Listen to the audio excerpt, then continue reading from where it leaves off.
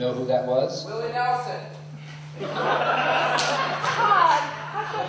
That's close, but I don't think it was. I think it was either. Well, I don't remember sayers of great quotes, which is probably why I don't teach in a university, because you need to know those things if you're going to teach in a university. You know, you memorize them.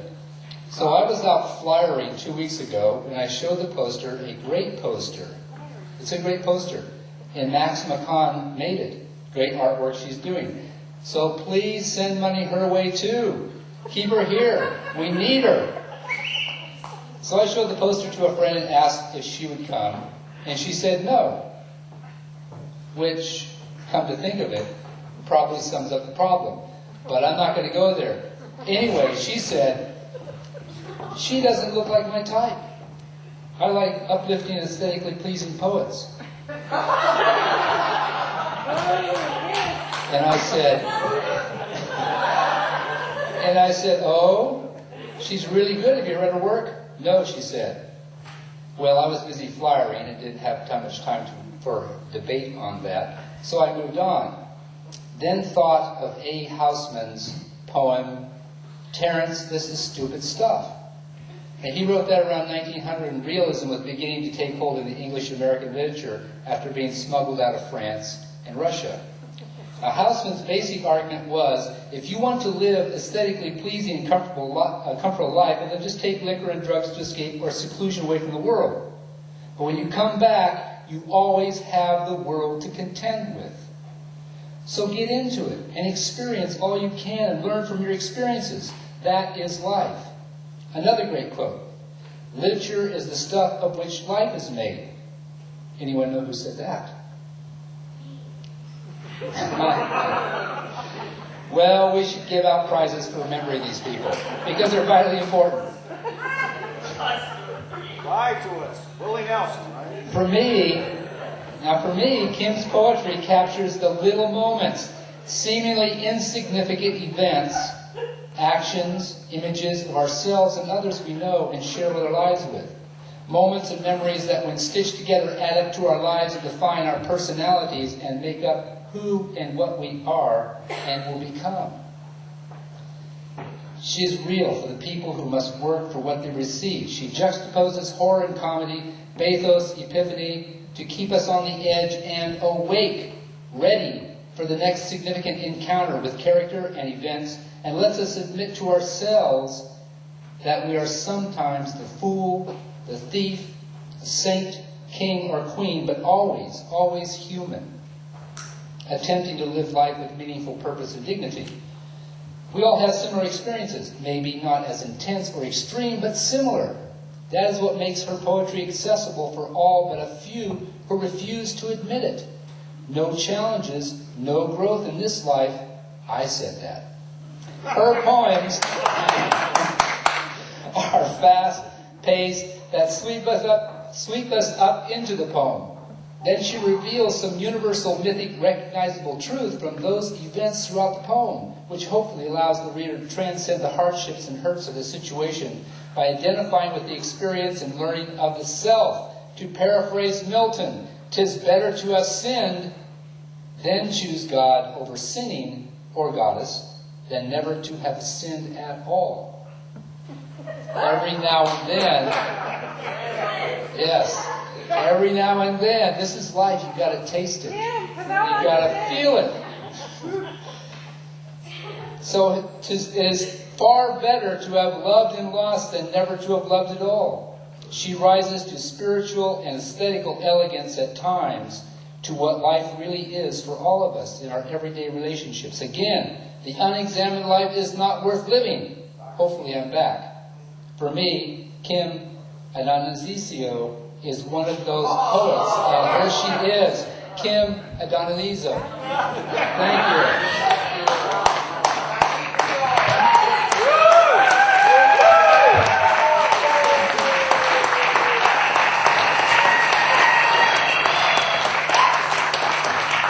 Thank you for coming. I can't see you out there, but I can hear you. So, and Chris, you did mispronounce my name. It's Willie Nelson. So, Thank you. and I think that thing about liquor and drugs, that sounds like a viable alternative to me. But, and for coming out and thank the Nevada County Poetry Series for having me. This is going to be a little bit of a variety show, I think, because I'm going to read fiction and poetry and end up with a little music. So, all kinds of things are going to happen here. And I have a stopwatch so I can know exactly how long I'm up here.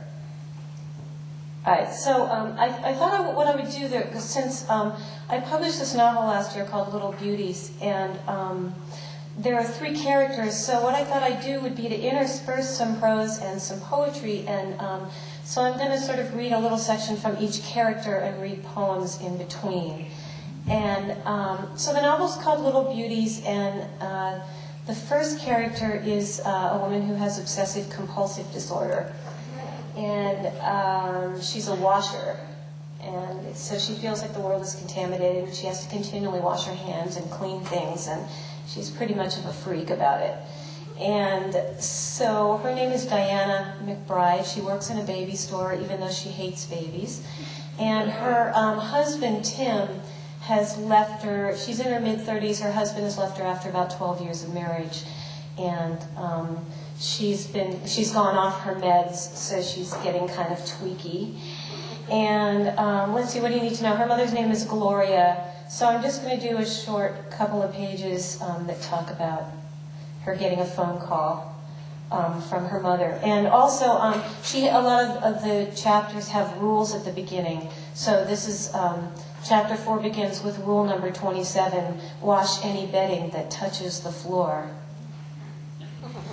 Teddy's World is the baby store. When I get home from Teddy's World, I check the machine. There are 4 messages. This is Gloria, my mother begins, as though I might not recognize her voice.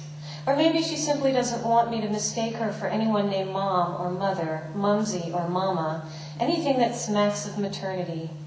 Diana, please don't do anything, she says, and hangs up. Whatever that means, I say to the machine. What would I do? I already ruined my hair. She got a severe haircut, a bad one. Thinking about it makes me want to cry, but I don't. Oh, the other thing I have to tell you about her is Diana was a pageant baby. She competed in child pageant competitions until she, kind of in a fit of, intelligence, dropped that. So that's the other thing you need to know is her mother used to take her to all these child pageants and she was a contender. What would I do? I already ruined my hair. Thinking about it makes me want to cry, but I don't. Crying is for losers. In competitions, when I didn't make the cut, I smiled. I counted backward from 11, silently, over and over. In those days, I was beguiled by numbers instead of bars of soap. First a counter, then a washer and a cleaner. You've also got hoarders and checkers. You've got repeaters, arrangers, pure obsessionals. Ever get a tune stuck in your head? Some people, it drives them nearly insane. After the next beep, she says, "This is Gloria. The bastard," she says, meaning Tim. "Men are scum. God damn them all to holy fucking hell." Only the second call, and she has already moved into hysteria.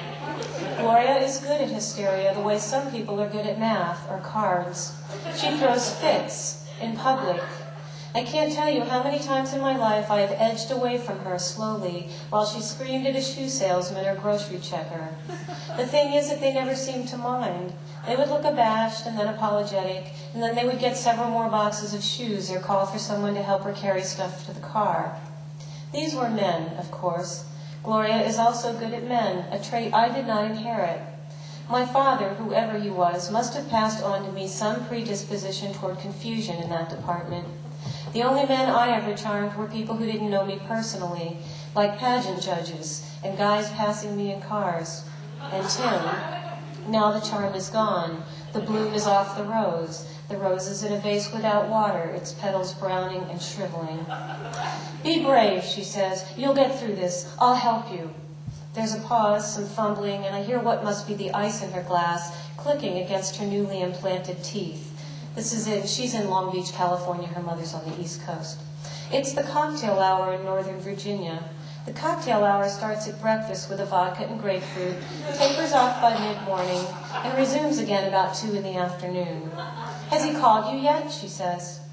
He might, I think, if you weren't tying up my phone all day with your messages. He just might. Tim often changes his mind about things, and it's only been 46 days since he left, so it's not out of the question. Tim and I were married for 12 years. 12, a good number. I always liked 12, the two curved over next to the one like a swan, protecting it. Fred and I are going to dinner, Gloria says, in a normal voice. Call me tonight. We'll be back by 10. 10 was bad, I remember. The one standing next to a hole it might fall into. It's a little bit of dynamic.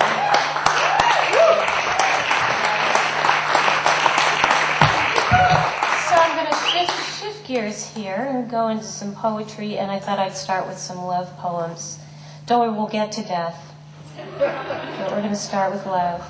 So this is a sonnet called Stolen Moments. What was that? I heard some heckling from out there. I like being called darling. What a nice audience. Okay, so this is called Stolen Moments. What happened, happened once. So now it's best in memory. An orange he sliced, the skin unbroken, then the knife, the chilled wedge lifted to my mouth, his mouth, the thin membrane between us, the exquisite orange tongue, orange, my nakedness and his, the way he pushed me up against the fridge. Now I get to feel his hands again, the kiss that didn't last, but sent some neural twin flashing wildly through the cortex. Love's merciless, the way it travels in and keeps emitting light. Beside the stove, we ate an orange, and there were purple flowers on the table, and we still had ours.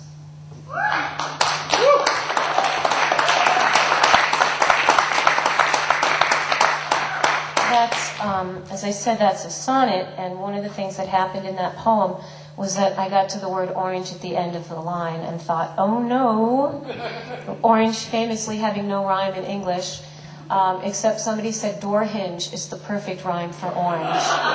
So I auditioned, the way he pushed me up against the door hinge, which was kind of nice and noiry, nice black and white grainy kind of image, but so I ended up with fridge. I went for slant rhyme. Did I bring water? I think I forgot my water. Somebody went to get me some. Thank you. So here's another sonnet. This is also Stolen Moments, as a lot of you I'm sure know, is the title of a jazz tune. And a number of poems in this book are sort of riffs off the titles, thank you, of jazz tunes. So this one's another one, So What?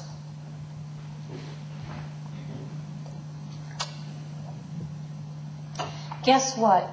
If love is only chemistry, phenylethylamine, that molecule that dizzies up the brain's back room, smoky with hot bebop, it won't be long until a single worker's mopping up the scuffed and littered floor, whistling tunelessly, each endorphin cooling like a snuffed glass candle, the air stale with memory.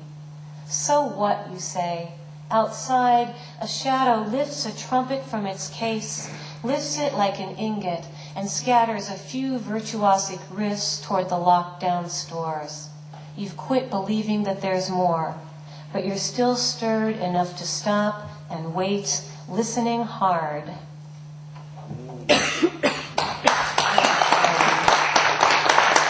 Thanks. And this one, speaking of hard, this is, I should mention, especially under these bright lights, it's obvious that I'm a little over 31.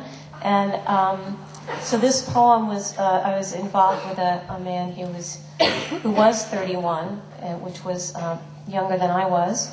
And so I wrote this poem for him, 31-year-old lover. When he takes off his clothes, I think of a stick of butter being unwrapped. The milky, lubricious smoothness of it when it's taken from the fridge still hard, the way his body is hard. The high, tight pectorals, the new dimes of the nipples pressed into his chest, the fanning of the muscles underneath. I look at his arms, shaped as though a knife has slid along the curves to carve them out. Deltoids, biceps, triceps. I almost can't believe that he is human. Latissimus dorsi, hip flexors, gluteals, gastrocnemius. He is so perfectly made. He stands naked in my bedroom, and nothing has harmed him yet, though he is going to be harmed. He's going to have a gut one day, and wiry gray hairs where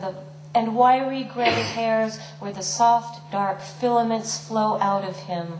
The cream of his skin is going to loosen and separate slowly over a low, steady flame, and he has no idea, as I had no idea, and I am not going to speak of this to him ever. I am going to let him stretch out on my bed so I can take the heavy richness of him in and in. I am going to have it back the only way I can.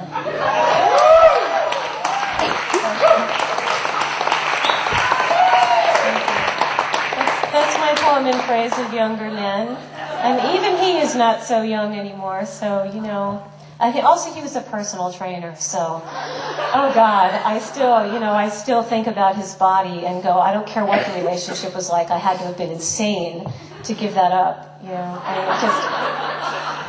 mean, so, okay, so moving on. That's sort of, you know, the body in its great moment of glory. There's a great, I think it's, might be Dwayne Hansen. There's some photographer named Dwayne Michaels who does all these great images of people, and then he writes underneath them. And he has one of a guy taking off his shirt, and all you see is this beautiful torso, and the guy's got his, you know, his shirt up over his head, and then there's some caption about just how he would never be as perfect again as he was at that moment. And that's just the beauty of it at the same time, is that, you know, how amazing that is. So this is kind of a poem about, it's another love poem, but it's for someone very different. And it's about the decline of the body. And I thought I would read it since we're coming up to Valentine's Day. This is called February. Yeah, I know, twisted, huh? You guys are too, I can tell. Good. We have a good time here. So this is called February 14th. And this was actually the date, this is for my brother who had a liver transplant, and he would have died without it, and the liver came through on February 14th. So, this is a Valentine for the surgeons, ligating the portal veins and hepatic artery, placing vascular clamps on the vena cava as my brother receives a new liver. And a Valentine for each nurse, though I don't know how many there are leaning over him in their gauze masks. I'm sure I have enough. As many hearts as it takes, as much embarrassing sentiment as anyone needs. One heart for the sutures, one for the instruments I don't know the names of, and the monitors and lights, and the gloves slippery with his blood as the long hours pass, as a T-tube is placed to drain the bile. And one heart for the donor, who never met my brother, but who understood the body as gift, and did not want to bury or burn that gift. For that man, I can't imagine how one heart could suffice, but I offer it. While my brother lies sedated, opened from sternum to groin, I think of a dead man, being remembered by others in their sorrow, and I offer him these words of praise and gratitude, O beloved, whom we did not know.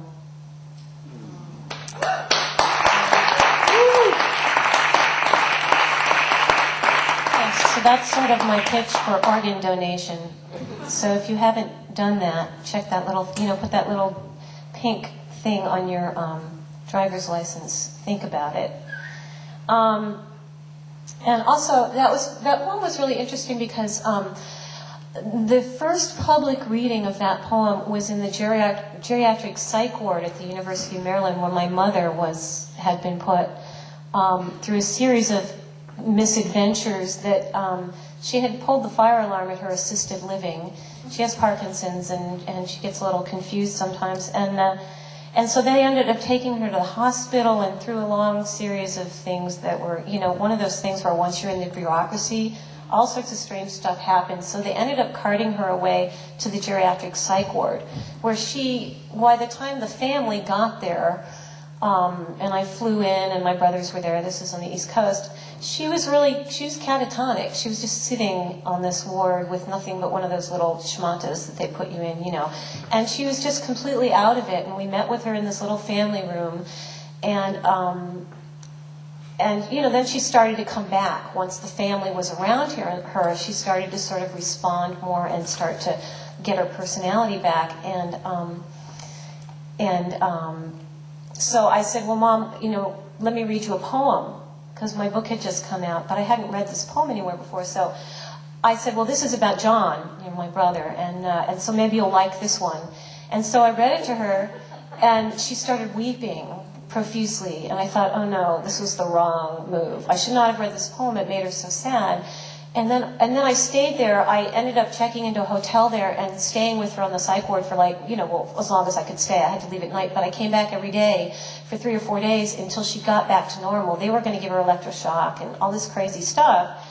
And then all the doctors were like, it's a miracle, she's better. And of course she's better. I mean, anybody would go crazy being in one of those places. You're alone, you don't have your clothes, you don't have your things, you don't have anyone that knows you. So all she said she kept saying for those 3 days, read me the poem again. Read me that poem again.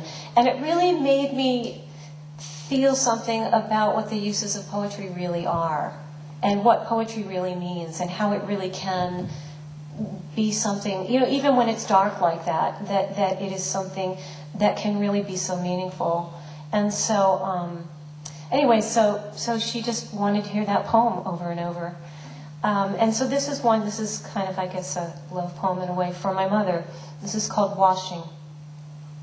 I haul my mother up from the tub, my dripping, naked, trembling mother, and help her onto the toilet lid where I used to sit as a child, keeping her company while she bathed, the delicate steam rising, her breasts falling to each side, the thick blonde hairs on her pubis drifting like eelgrass, her belly as milky as the swirls of soap on the surface of the water.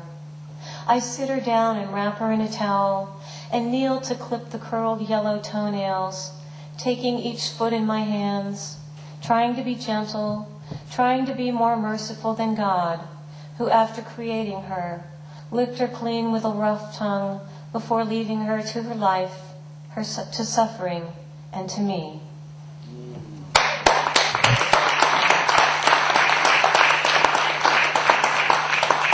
Thank you. And one more family love poem. This is for my daughter, who, now I get a chance to tell you some news I just found out, and I'm, exercising my bragging rights here, but my daughter is an actress and in New York, and she called me today, and she just got a Sobe commercial. So, on cable, so you won't, which means, she doesn't get all the money, that you get when they show it on regular TV. But so, here's the Sobe commercial, just in case you're, clicking channels and you happen to see a scene where this beautiful blonde girl comes into a cafeteria and turns up her nose at the fried foods and all the crummy stuff they have in the cafeteria. Then she has this dream or fantasy where she's swimming through Sobe.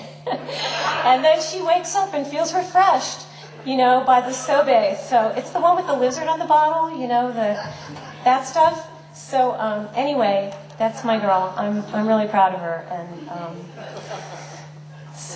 So this is a poem that I wrote for her when she was in high school. It's called Augury. That girl in the stilettos and tight dress is my girl, parading back and forth before my closet in the precarious shoes she bought for the prom. She thinks she has to practice being sexy. She can't imagine the future I can see so clearly. Over the calm sea of the mirror, 1,000 warriors set out, ready to kill or die for the sake of her beauty. I can see how the tiny sails will disappear into the distance, looking like they're going under, swallowed by some jealous god or other. She stares intently at the mirror, but still she can't see the ships foundering, the hearts being dashed on the rocks.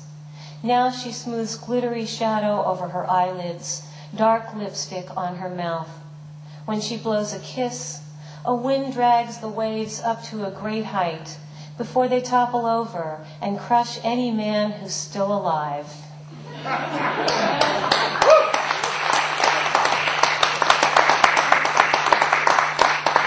It's that thing, youth is wasted on the young. I mean, they just don't know, how beautiful they are. So this, speaking of the young, this is the second character in my novel. Her name is Stella. I named her after my dead grandmother. And, of course, it also means star. And Stella's story starts before she's born. There's another character in the book that you'll hear about last, whose name is Jamie Ramirez, and she's an 18-year-old pregnant teenager who does not want her baby. And, as you can imagine, Diana, who works in the baby store, and Jamie end up meeting. And so it's about these two women, and the third character is the baby that Jamie is convinced she's going to give up for adoption as soon as it's born. Well, what happens is that she goes into labor on the beach, and in Long Beach, and she sort of staggers into a gas station, and there's a guy there filling up his Mercedes convertible in tennis clothes, and she kind of staggers into his car, and Stella gets born in the back seat of the car in a police station through a series of events. So and Stella lives in the before, which is kind of like a big blue movie theater. Like right now, if this were kind of blue light, you could all be the babies in the before. And, over here you'd be watching your parents doing whatever they're doing. And you'd sort of be flipping your consciousness back and forth between being in your mother's belly and being in this place where you're watching life on Earth. And so here is Stella getting born. Stella curls her hands into fists. She wants to fight her way out into the world. No, she doesn't. She doesn't ever want to leave the before. The world is a terrible place, filled with violence and stupidity and greed and cruelty. It is no place for an unprotected infant. If only people could be born fully grown and skip the helpless part, she thinks. Then she can't think anymore. She's turning. She's upside down, being squeezed on all sides, pulverized. She's a peach being squished by an enormous, cruel hand. Why didn't anyone tell her about this part? She had watched other babies disappearing from the before, their blue energy sucked out. She had watched them emerge on the other end, pulled from their mothers and into the world, all of them wailing and looking like hell. Now she knows why. The light is behind her somewhere, the wonderful, magical, streaming, marvelous light. The before is expanding and contracting all around her. Blue shimmers turning black, pulsing blue, blue. Hang on to the blue. Blue is good. Not as good as the light, but better than anything out there in the black part, that round orb she seems to be getting closer to. Wham! She's floating above the back seat of a car. There's Jamie, freaking out and screaming, a bunch of uniformed cops around her. A guy in shorts with dark curly hair is squeezing Jamie's shoulder. He's talking to her quietly, the calmest one of the bunch. The cops are all saying, "Go on, honey, push. It's okay. We're going to get this little guy out." The cops look like kids at Christmas, like Jamie is about to deliver something they always wanted. A bike, a baseball glove, a fire truck. Wham! The black orb has changed color. It's brightening. Not like the light. This is a weak, watery brightness, a bad imitation. Stella is being pushed toward it. Her head is killing her. She can't breathe. What a concept, breathing. You have to depend on breathing every instant of your life. You need oxygen and food and water and all the rest of it. You need a place to sleep, somebody to play with, somebody to love you enough to change your shitty diapers at the beginning and the end of things. Life is nothing but codependency. Stella sees it all in a flash, and then it's too late. Her head is sticking out there into the air of the world, out of Jamie's stretched vagina. For a second, she thinks she can reverse the pushing somehow and get back. If not to the before, then at least back inside Jamie. But then with a great rush, the rest of her slides out into a pair of hands, and she's being held around the waist and lifted up, smelling leather and blood. She can't see very well. She's close to a face that is definitely not Jamie's, a round, big-nosed cop's face that is grinning ear to ear, smiling at her with dingy yellow teeth. This is it, Stella realizes, and starts screaming her head off.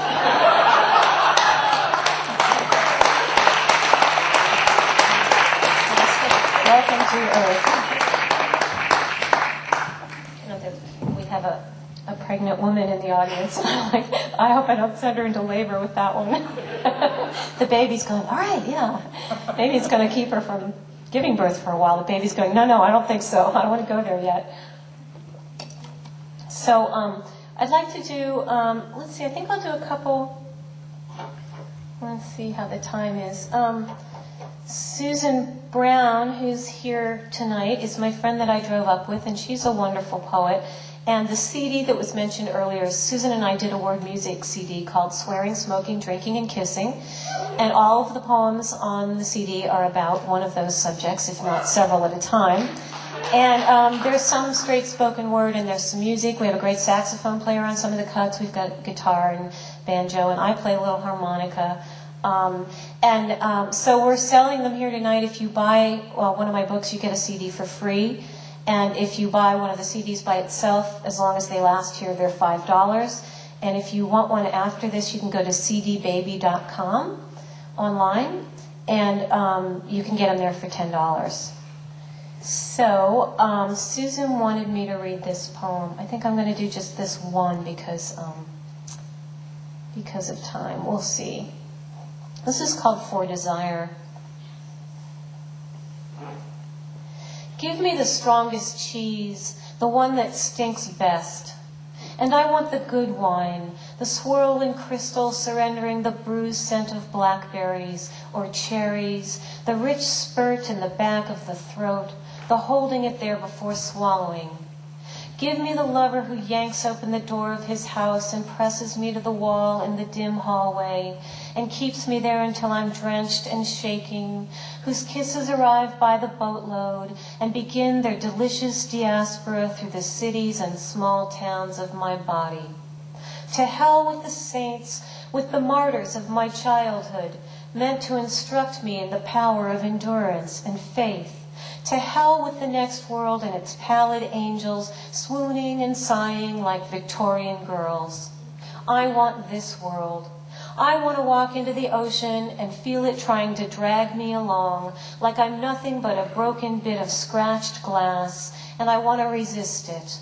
I want to go staggering and flailing my way through the bars and back rooms, through the gleaming hotels and the weedy lots of abandoned sunflowers, and the parks where dogs are let off their leashes in spite of the signs, where they sniff each other and roll together in the grass. I want to lie down somewhere and suffer for love until it nearly kills me. And then I want to get up again and put on that little black dress and wait for you, yes you, to come over here and get down on your knees and tell me just how fucking good I look.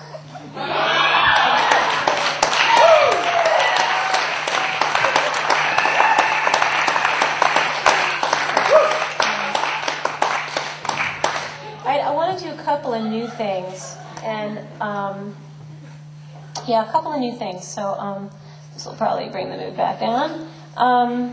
They're kind of political things. So this one, I wish I had the poem here, but there's a George Meredith poem called Lucifer in Starlight, and it's a poem about sort of good triumphing over evil, and Satan goes out over the world on his great black wings and, tries to go up to the stars, and God and heaven are in the stars, and he's sent back to hell. So the basic message is, don't worry, in the end, good will prevail. Well, I thought maybe not. So I wrote a poem called Lucifer at the Starlight. That's Starlite, which you can imagine as sort of like the Starlight Lounge. And so this is, and Meredith's poem is a sonnet. So I wrote a sonnet sort of arguing with the idea in his poem. So this is Lucifer at the Starlight. Here's my bright idea for life on earth: better management. The CEO has lost touch with the details. I'm worth as much, but I care. I come down here. I show my face. I'm a real regular. A toast to our boys and girls in the war, grinding through sand. To everybody here, our host, who's mostly missed, like methane rising from retreating ice shelves. Put me in command. For every town, we'll have a marching band. For each thoroughbred, a comfortable stable. For each worker, a place beneath the table. For every forward step, a stumbling. a shadow over every starlit thing.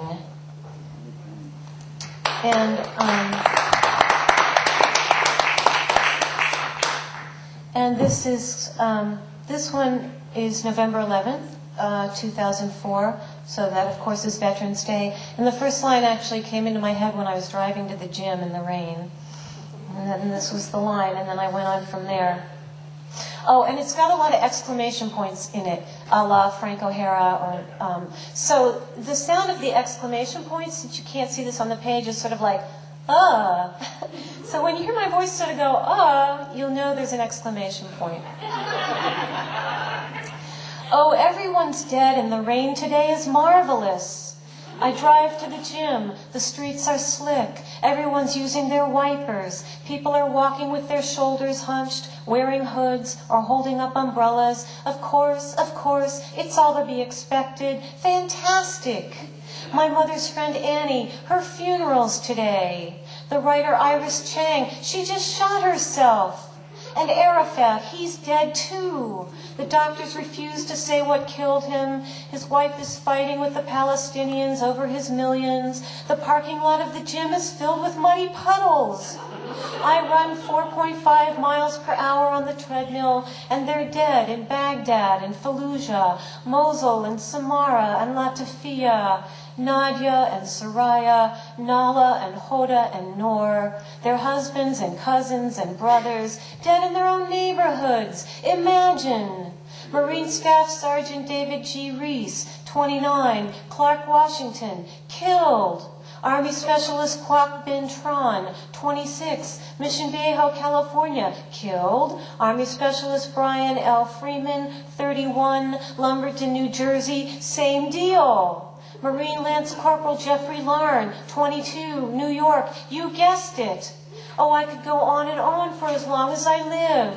In Africa, too, they've been starved and macheted. The morning paper said the Serbs apologized for Srebrenica. 7,800 Muslims murdered in 1995. I know it's old news, but hey, they're still dead. I almost forgot my neighbor's niece, 16 and puking in Kaiser emergency. The cause a big mystery until the autopsy. Toxic shock syndrome of all things. I thought that was history too, but I guess girls are still dying. Who knew? I run for 2 miles. My knees hurt and my shins. I step off and stretch for a bit. I go back outside into the rain. It feels chilly and good. It goes on all day, unending and glorious, falling and filling the roof gutters, flooding the low-lying roads.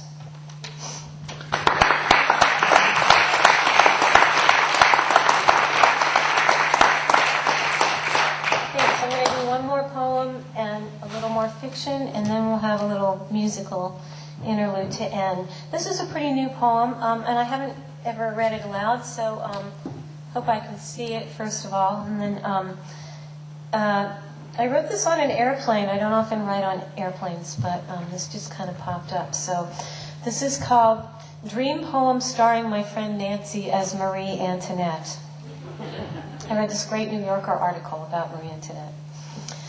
At the bottom of the cliff by the river, there was a monastery where no doubt the monks were sitting quietly or slowly and mindfully walking the sand and gravel paths, carrying wooden bowls or swinging censers.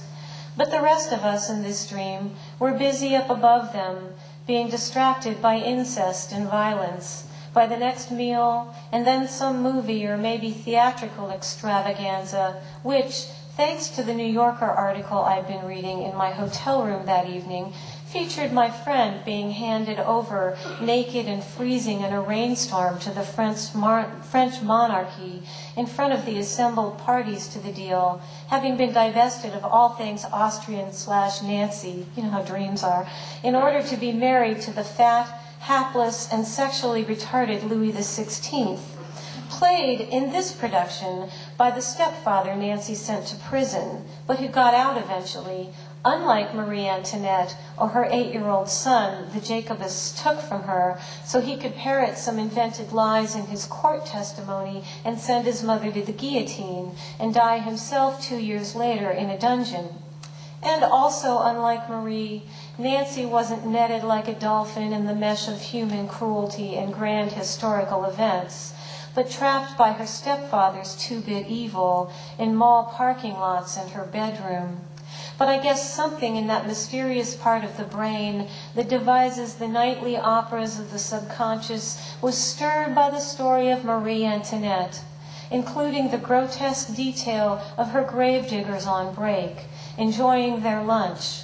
I'm imagining wine, some kind of greasy meat, thick bread, while her head and the rest of her lay in the grass of the cemetery, which, the writer of the article noted, afforded Madame Tussaud the opportunity to take a wax impression for her death mask, and in the dream my friend was crying and couldn't stop, which is likely how it was for Marie Antoinette, delivered to the French as a dry ice swirl of mist seeped up from the floor of the stage, and they all turned and disappeared into the fog, and the monks somewhere below us stilled all thoughts of past and future, following dispassionately the patterns of their breathing, and I and the audience sat in the dark and, moved to pity, wept.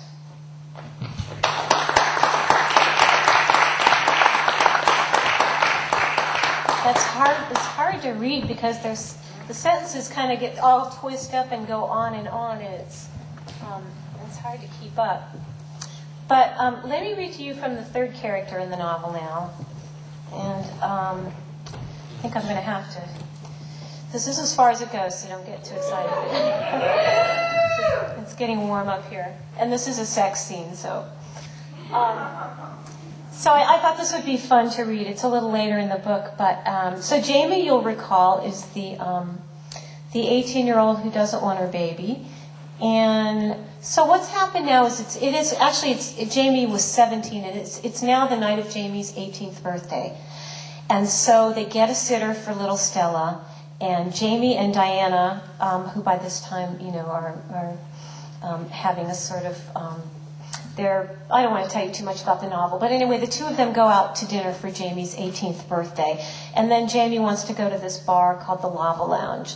And they go to the Lava Lounge, and then Jamie sees a guy she knows from high school named Troy, and so Troy kind of makes the universal sign for, I've got some weed, let's go smoke. And so they go outside in the alley behind the bar and get stoned, and it turns out that Troy has some ecstasy. So, Jamie being 18 and finally away from this little clingy baby that's been dominating her existence for the past couple of weeks, just decides to take some ecstasy and go off with Troy.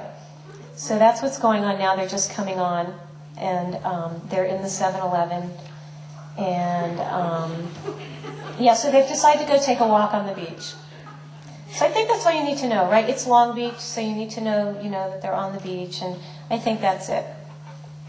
And she's been seeing people she knows from high school all night. She knows Troy from high school. She saw these girls at the bar that were from high school, and so Jamie pulls a big bottle of Dasani spring water from the shelf of the glassed-in refrigerator case at the 7-Eleven. She's already feeling the ecstasy. Her body is lighter. Her cells are beginning to hum and vibrate. The rows of plastic bottles have a slightly glossy look.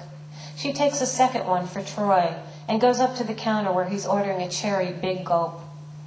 "Oh, me too," Jamie says. She sets the bottles on the counter. The clerk is a big freckled boy from her high school. This town is too small. Everyone she's seen tonight is from high school. When she is old, she will push her walker to the church for bingo and see the same people. They will all be buried together according to what year they graduated. "We'll all be buried together," Jamie tells Troy. "What flavor?" the clerk asks. "What?" Jamie says. She crosses her arms and looks at the goosebumps on them and starts shivering. "What flavor big gulp?" the clerk says, sounding superior and impatient. He has a deep, sonorous voice that doesn't go with his enormous round face or his tiny mouth. "She told you cherry," Troy says. "No, she didn't," the clerk says. "You're such a dumbass, Carter," Troy says. Jamie's teeth chatter. If she has a big gulp now, she thinks she may freeze solid. But Carter has already turned toward the machine to make their drinks. "It's cold in here," Jamie says. "Here." Troy takes off his scuffed black leather jacket, hooks it on his index finger, and hands it out to her. And holds it out to her. Jamie slips it on. It smells like cigarettes and cologne. Boy fragrance, Troy fragrance. The lining inside is silk, or feels like it. She watches Troy take out his wallet and lay a 20 on the counter. It's one of the new ones recently issued by the Treasury, with the different colors on it. She never noticed how pretty the new 20s were. Troy himself is way cute, with his green eyes and smooth light brown skin. A pencil-thin black beard follows his jawline. A thin mustache edges his upper lip. Troy is so cool. He wears leather and has killer weed and ecstasy. He is paying for the water in big gulps, not thinking twice about it. Carter, he doesn't have any other name that Jamie can recall, picks up the money and makes change and puts the bottled water in a bag. Poor Carter, who, she remembers suddenly, has some sort of heart condition. In school, he was permanently excused from gym and would hang out around the library instead, playing chess with other outcasts. We're out of here, Troy says, heading for the door. Take care of your heart, Jamie says to Carter. Carter looks at her. He stares at her breasts, and his tiny mouth falls open. He must eat a lot to be so fat, but it seems impossible he could get much food into that little hole. Okay, beautiful, he says. Jamie grabs her big gulp and hurries after Troy. He's holding the door open, leaning against it, his head back, eyes closed. She passes through the door to the sidewalk and he doesn't move. Ready? She says. Troy slowly opens his eyes. I'm fucking flying already, he says. Jamie feels an incredible bond with him. They will fly together. They'll fly above the shitty earth with all its difficulties and go somewhere. Where are they going? Where is anybody going, really? She glances back into the 7-Eleven and Carter is gazing after her. Poor Carter. His defective heart could give out any minute. One day soon he will probably be caught by the surveillance camera clutching at his chest with his freckled hands, collapsing to the floor. She has the urge to run back in and kiss him. He will be so surprised. When he is lying behind the counter taking his last labored breaths, it is Jamie he will remember, Jamie's tender kiss. But there is Troy still against the door, and Troy is so cool. She moves toward him, leans in and kisses him. She falls into his slim chest and his open mouth, and he tastes like red sugar, and his tongue feels enormous touching her teeth and the roof of her mouth, and it's so beautiful, and she could stay there forever with him, except that a man walking into the store goes, "Take it somewhere else, will you?" and shoulders past them. She pulls back. Troy's eyes are still closed. She looks into the store at Carter, who is staring at her now with pure hate in his squeezed-together eyes. Come on, Jamie says. Let's go to the beach. Yeah, the beach, says Troy. It's a plan. He starts walking fast ahead of her. It's easy to keep up because she's so light. Everything is easy. They get to the street corner and the signal changes that very instant. The glowing red hand on the opposite pole changes to the electric white glowing walking man. The air pulses with freshness, and the palm trees wave above them, alive, alive, alive. Jamie's never felt so in love. It was fate that led her to the Lava Lounge on her 18th birthday. Fate that Troy was there and not somewhere else. He puts his arm around her as they walk, and the energy flows from his arm into her side and radiates toward her heart, which is beating very fast. She's sweating now. She takes a long suck of her big gulp, and the cold rushes in and her head turns to a block of ice. The rest of her is warm, melting, or maybe not even there. When they get to the beach, she takes off her sandals and runs. She spins in circles a few times, collapses, and lies looking up at the stars for what feels like a long time. The stars pulse, they are alive. Little lights zing from one to the other. Jamie tries to find some of the constellations her mom taught her years ago. It doesn't look like there are any patterns up there, just a bunch of discrete glowing particles in the dark. Troy has disappeared for now. Hey, how about a blowjob? Kiss me, Jamie says. You're a great kisser. Let's kiss. I love to kiss. Blow me, Troy says, and then I'll kiss you. No way. Please? Maybe. Please? Okay. When he rolls off her, she feels like she's going to float right up. He kneels beside her, his fly open. She gets on her knees, too. And they've had a big dinner earlier. That's important. She gets on her knee. You know it's coming. And it's not Troy. She on her knees too and lowers her head towards him. He's soft, and as soon as she puts her mouth around him, her gag reflex kicks in. Wait, she says. She tries again, and it's the same thing. I think I'm going to be sick, Jamie says. She turns away from him and throws up. There goes the pan-seared pork loin with figs and roasted chestnuts in a vermouth reduction. Arugula salad, olives, bread, and the chilled dark chocolate mousse. When she's done, she feels better and even higher. Damn, girl, Troy says. Am I that bad? Sorry, Jamie says. It wasn't you. Well, I'm not going to kiss you now, Troy says. Not until you brush your teeth. He zips up and tugs at her hand. Come on, let's walk. They stumble along the packed sand by the water. The ocean washes over her bare feet and over Troy's black sneakers. The beach is so beautiful. The world is so, so beautiful. Troy is a god, stopping to cup his hands around a lighter and cigarette, smoking as they walk, exhaling smoke, talking about his next tattoo. It's going to be a Celtic cross, or barbed wire around a heart, or a Chinese character that means life, maybe a snake.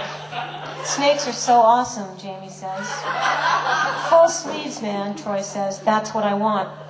Where are we going, Jamie says. Where is anybody going? My place. You down with that? I'm down with everything. She's not about to go back to the lava lounge feeling like this. No more going back, just flying. A gull swoops by low to her left over the ocean. Troy moves ahead of her, walking on the packed sand but out of reach of the waves. She slogs through the water behind him. So that's Stella's mother.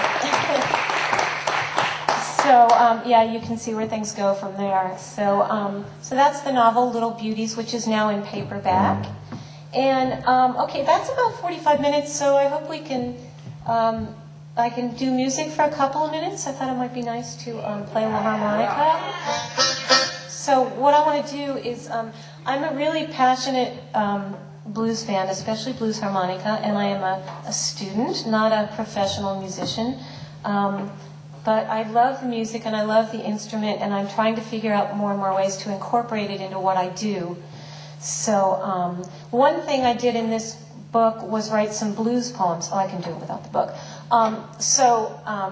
This is a blues for the great Robert Johnson, who interestingly played guitar or played harmonica before he played guitar. But he was such a bad harmonica player, no one would play with him.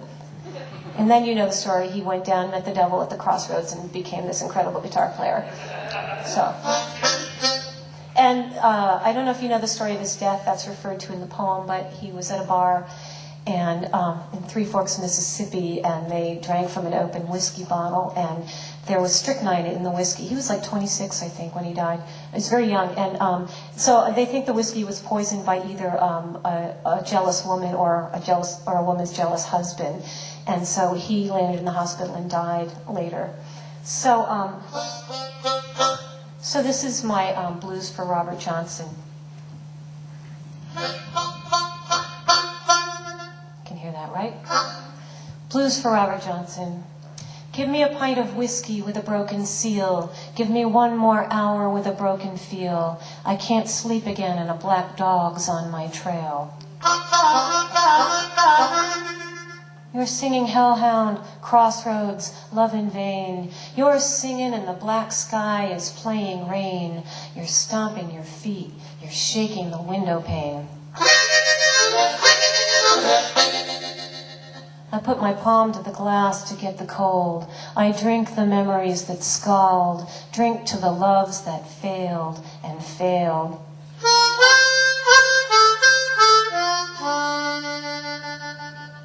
Look down into the river, I can see you there, looking down into the blue light of a woman's hair, saying to her, baby, dark gon' catch me here.